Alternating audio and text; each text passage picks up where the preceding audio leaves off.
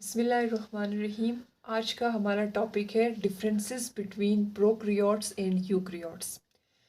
Pro का मतलब होता है बिफोर और क्रियोन जो है वो न्यूक्लियस के लिए यूज़ होता है।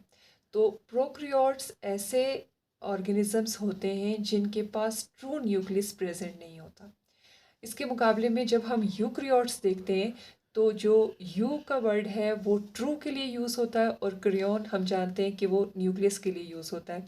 तो यूक्रियोट्स हमारे पास ऐसे ऑर्गेनिज्म होते हैं जिनके पास ट्रू वेल डिफाइंड न्यूक्लियस मौजूद होता है। जो प्रोक्रियोट्स होते हैं उसके पास मेम्ब्रेन बाउंड ऑर्गेनल प्रेजेंट नहीं होते, जबकि यूक्रियोट के पास मेम्ब्रेन बाउंड ऑर्गेनल्स होते हैं। प्रोक्रियोट्स के पास न्यूक्लियोइड होता है। न्यूक्लियोइड एक इरेगुलर शेप स्ट्रक्चर को कहा जाता है जहाँ पे प्रोक्रियोटिक ऑर्गेनिज्म का होल जीनोम या होल जेनेटिक मटेरियल एग्जिस्ट करता है और इसकी कोई मेम्ब्रेन जो है वो नहीं होती। इसके मुकाबले में यूक्रियोट के पास एक well defined membrane bound nucleus present होता है। प्रोक्रियोट्स में सिंगल क्रोमोसोम प्रेजेंट होता है और इसका ये जो क्रोमोसोम है वो भी ट्रू क्रोमोसोम नहीं होता, ये भी सर्कुलर डीएनए होता है, जबकि यूक्रियोट्स में सेवरल क्रोमोसोम्स पाए जाते हैं। प्रोक्रियोट की प्लाज्मा मेम्ब्रेन में रिसेप्टर्स यूजुअली प्रेजेंट नहीं होते, जबकि यूक्रियोट्स की प्लाज्मा मेम्ब्रेन में रिसेप्टर्स प्रेजेंट होते हैं। केमिकली प्रोक्रियोट की जो सेल वॉल होती है उसका स्ट्रक्चर कम्प्लेक्स होता है, जबकि यूक्रियोट की सेल वॉल का स्ट्रक्चर सिंपल होता है। प्रोक्रियोट के अंदर आरएनए ट्रांसक्रिप्शन यानी आरएनए की सिंथेसिस और आरएनए की ट्रांसलेशन यानी प्रोटीन की सिंथेसिस साइड बाय साइड होती है, जबकि यूक्रियोट्स के अंदर ट्रांसक्रिप्शन यानी आरएनए सिंथेसिस न्यूक्लियस के अंदर होती है और प्रोटीन की सिंथेसिस साइटोसोल या साइटोप्लाज्म के अंदर होती है। प्रोक्रियोट के अंदर जो फ्लैजिलम प्रेजेंट होते हैं उनका सिंपल स्ट्रक्चर बहुत सिंपल होता है, जबकि यूक्रियोट के अंदर अगर फ्लैजिलम प्रेजेंट हो तो ये कॉम्प्लेक्स स्ट्रक्चर होता है और ये माइक्रोट्यूब्यूल से बनते हैं।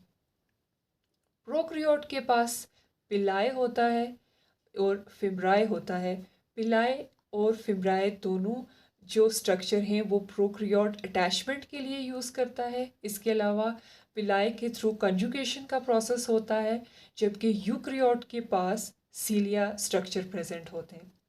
प्रोक्रियोट के पास हैप्लॉइड जीनोम होता है यानी सिंगल सेट ऑफ क्रोमोसोम्स होते हैं, जबकि यूक्रियोट के पास डिप्लॉइड जीनोम होता है यानी double set of chromosomes present होते हैं।